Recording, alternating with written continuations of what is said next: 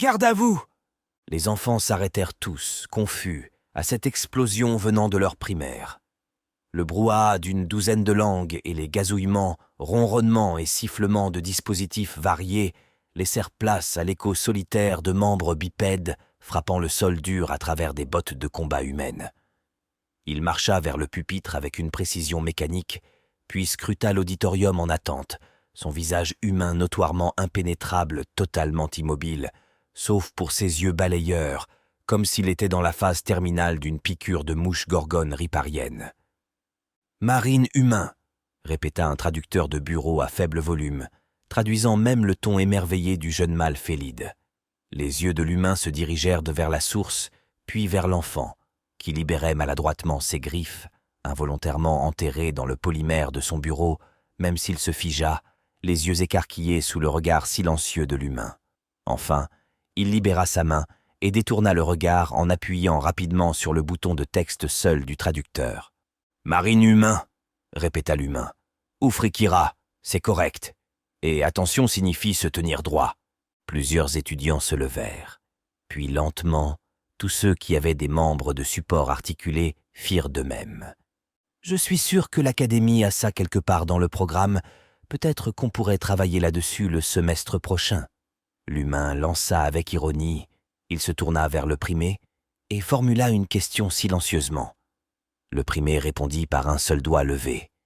Le primeur s'approcha sans peur de l'humain pour partager le micro du pupitre. « Soyez calme, enfant. Nous avons un invité spécial aujourd'hui. Le colonel Breton est le premier. Espérons-le de nombreux nouveaux primers humains ici à l'Académie de la Fédération. Et il a promis de ne pas nous tuer tant que vous serez une bonne classe. » Hé hé hé. La tension de l'auditorium s'allégea légèrement. Un traducteur s'activa à plein volume devant un polluxien excité. « Les humains lancent-ils vraiment leurs excréments au combat ?»« Non, idiot !»« Excréments enflammés !» Une vague de réponses surgit parmi les étudiants. Le colonel frappa le pupitre vivement et l'excitation grandissante fut stoppée. Le primer activa l'interrupteur du traducteur principal en mode conférence, gestuant vers les commandes pour le colonel avant de tourner le micro vers lui-même. « Je vois que certains d'entre vous n'ont pas encore commencé leur cours de chimie. Non. Les armes humaines fonctionnent grâce à des réactions chimiques organiques simples. Cela peut être accompli avec des nitrates distillés des déchets biologiques de nombreuses espèces dont le métabolisme repose sur les chaînes de carbone, y compris les humains, mais il y a de meilleures options. Veuillez adresser toutes les questions supplémentaires sur l'utilisation militaire des excréments au corps professoral des sciences, de préférence à Madame Xantam. Vous pouvez lui dire que je vous envoie, si vous voulez. » Un rire étouffé parcourut l'auditorium. « Merci, primer », interrompit le colonel, semblant réfléchir à mieux tenter la translittération syllabique d'un acquiescement humble, alors que le primer s'asseyait. « Alors, on dirait que vous aimez les blagues sur le caca. Vous me rappelez mes marines, vous me plaisez déjà. Et ceci est une classe de première année, dit votre primer. Donc, nous sommes tous un peu différents, mais en gros, cela vous ferait à moitié grand et à moitié stupide, correct ?» Des lumières vertes commencèrent à apparaître sur le pupitre. « Et à environ 10 ans de vos commissions dans la nouvelle flotte de la Fédération, c'est bien ça ?» Encore plus de lumières vertes apparurent. « Extra-fréquinordinaire. 10 ans devraient suffire pour comprendre la position du garde à vous, mais la conférence d'aujourd'hui va être beaucoup plus basique. Je ne veux pas blesser vos sentiments, surtout si votre espèce a réellement combattu les maîtres. Mais probablement la chose la plus basique que vous tous devez comprendre avant de pouvoir être des officiers comme moi, c'est pourquoi votre vieille fédération était nulle à chier. Et pourquoi la nouvelle fédération va devoir apprendre à penser comme nous, les habitants des mondes mortels, à moins que vous ne vouliez être conquis de nouveau la première fois qu'une nouvelle espèce ambitieuse se pointe avec des jouets plus cool que les vôtres. Maintenant, lorsque l'ancienne fédération s'est rendue aux maîtres, nous, les humains, étions encore sur notre propre planète, à construire des forteresses avec des rochers et à chercher comment faire exploser notre excrément pour pénétrer dans les forteresses des autres. Mais d'après ce que j'ai entendu, la moitié des espèces de la Fédération n'ont pas tiré un seul coup de feu. En fait, j'ai entendu dire que personne n'aurait pu tirer un coup de feu à cause des champs de négation d'énergie, mais apparemment, la moitié d'entre eux n'ont même pas essayé. D'après ce que j'ai entendu, les diplomates des maîtres ont montré à l'ancienne fédération les calculs de l'énergie qu'ils pouvaient contrôler. Et les diplomates de la fédération ont admis qu'ils ne pouvaient pas possiblement gagner et ont signé sur la ligne pointillée. Lorsque nos diplomates n'ont pas réussi à les calmer, ils sont remontés dans leur transport et ont activé l'autodestruction dans la baie de hangar ennemi. Et c'était juste les gars que nous avions envoyés pour essayer de se faire des amis. Une fois que ce navire était parti, ils m'ont envoyé moi.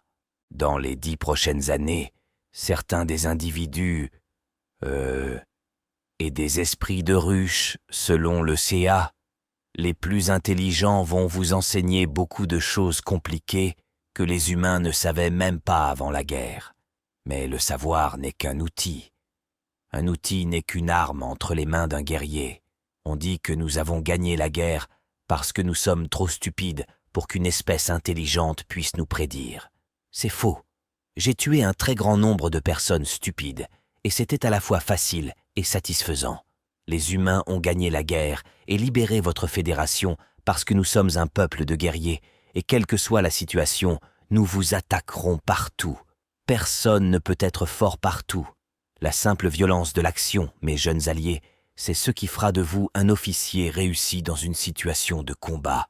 Ne vous concentrez pas sur ce que l'ennemi vous fait. Découvrez ce que vous pouvez encore faire à votre ennemi, puis faites-le lui très très fort. Alors écoutez, cette conférence n'est pas une classe formelle comme vos autres cours, alors arrêtez de prendre des notes. Mon travail n'est pas de vous rendre intelligent.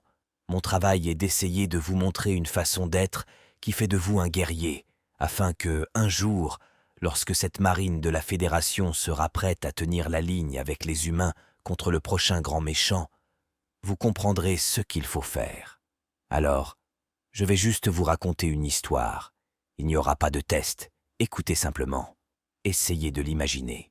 Essayez de vous mettre là, avec moi.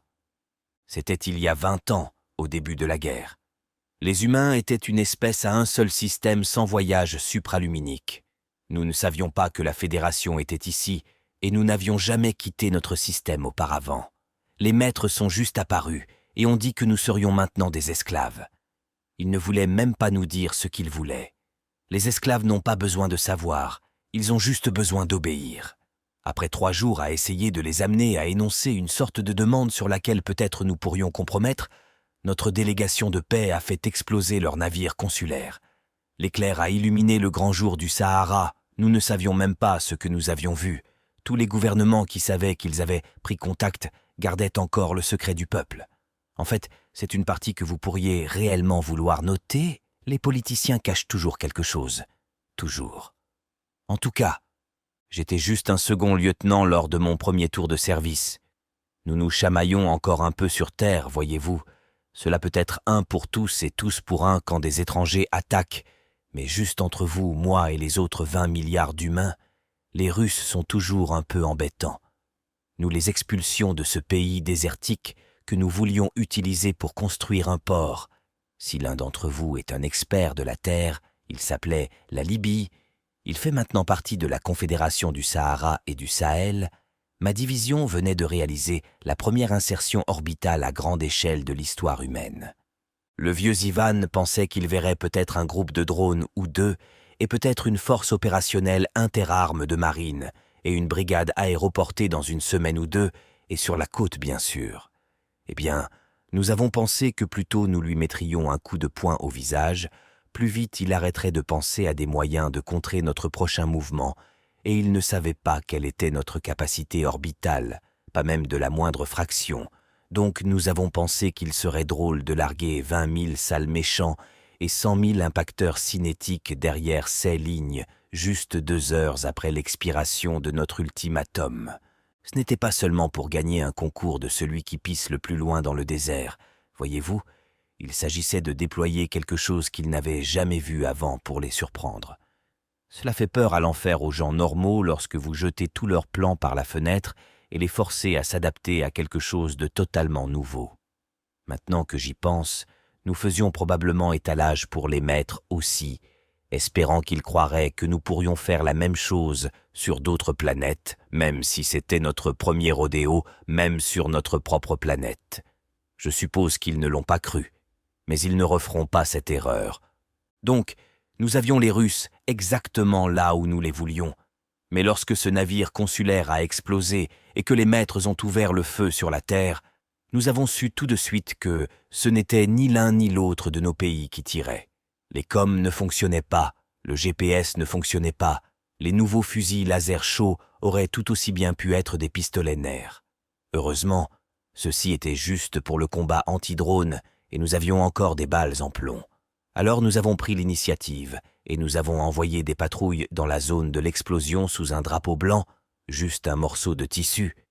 C'est une vieille tradition terrienne pour quand vous voulez parler à l'ennemi, voyez-vous. Heureusement que nous l'avons fait.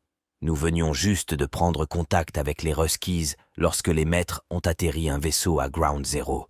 Ils ont juste supprimé des villes majeures et ont posé une forteresse impénétrable là où elle se trouvait auparavant.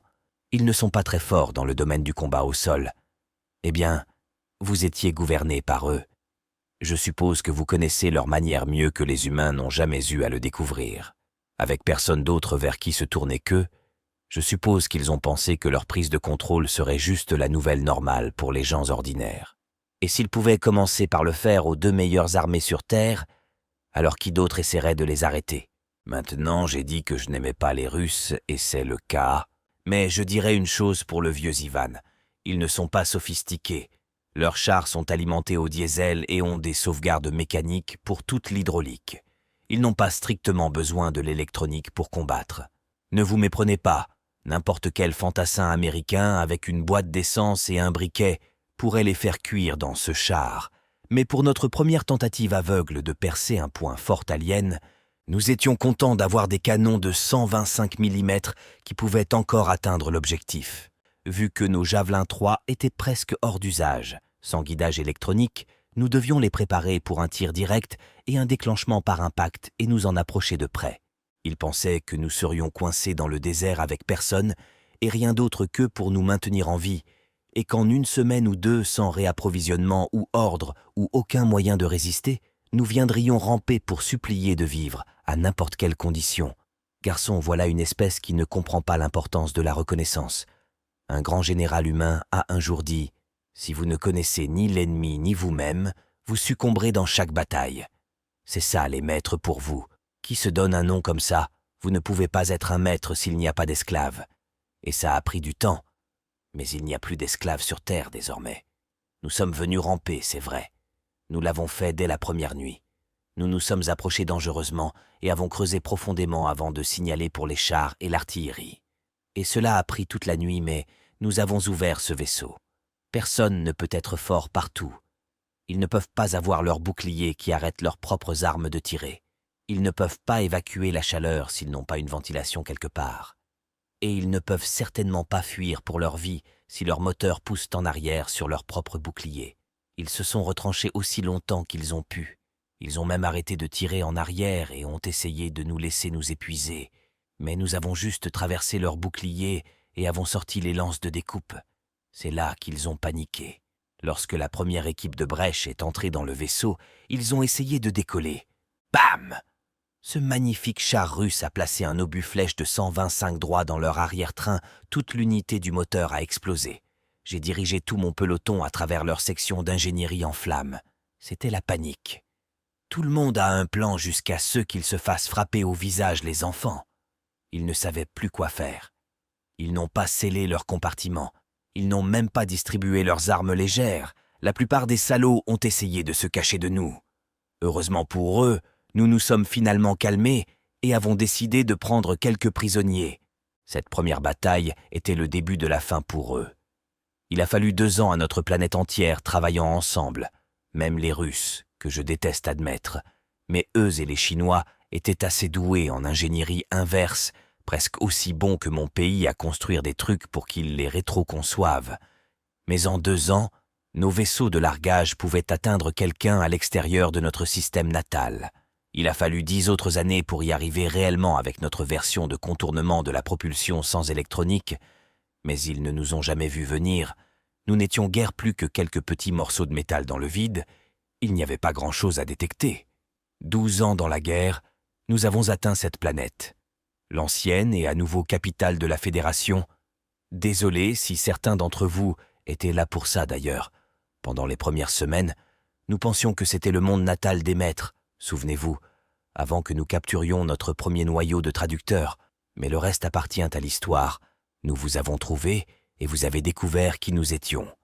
Et même si les humains ont fait la majeure partie du travail, nous avons fait le voyage jusqu'à Minosiva Prime ensemble, et nous l'avons réduite en cendres, totalement. Un de ces jours, je vais devenir un général dans cette nouvelle fédération que nous construisons, les enfants, et ceux d'entre vous qui possèdent suffisamment d'esprit guerrier pur et dur, qui ne renoncent jamais pour être non seulement dans la marine de la Fédération, mais aussi dans les marines de la Fédération, de ma faction.